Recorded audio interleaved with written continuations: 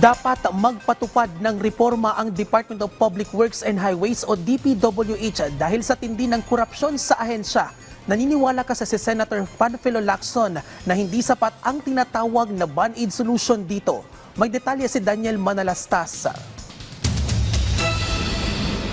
Operahan at hindi pwedeng tapal-tapal lang o band-aid solution.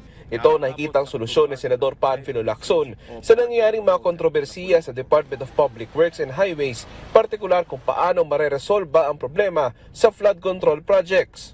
Surgical talaga, hindi lang yung, alam mo, kicking out people is just one simple solution eh. Hindi ganun eh.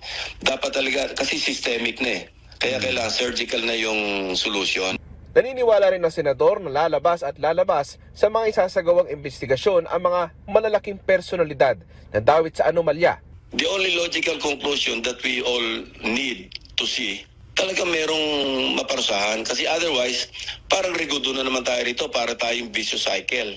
Na pagkatapos ng ingay, tahimik na naman, andyan na naman ulit. At hinggil sa posibleng zero budget sa flood control, kung hindi maayos ang sistema, dapat daw itong pag-aralang mabuti. Pero kinakailangan daw ng master plan ng kagawaran.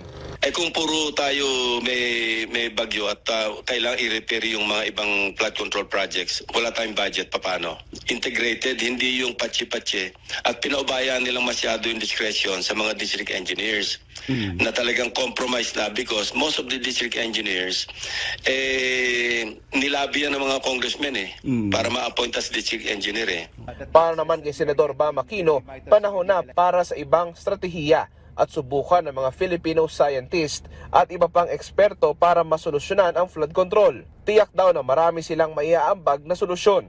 Para naman kay Senador Erwin Tulfo, kasuhan na ng Department of Justice ang mga contractors at opisyales ng DPWH, pati na ang ilang politiko na nagsabwatan umano sa ghost at substandard flood control projects. Sa ngayon, kinumpirma ni Senador Rodante Marcoleta na sa September 1 nila itutuloy ang pagdinig ng Senate Blue Ribbon Committee hinggil sa mga palpak umano na flood control projects. Kinumpirma naman ni Senate President Francis Escudero na pirmado na niya ang sabina ng komite na layong ipatawag ang mga kontraktor na hindi sumipot sa naunang pagdinig.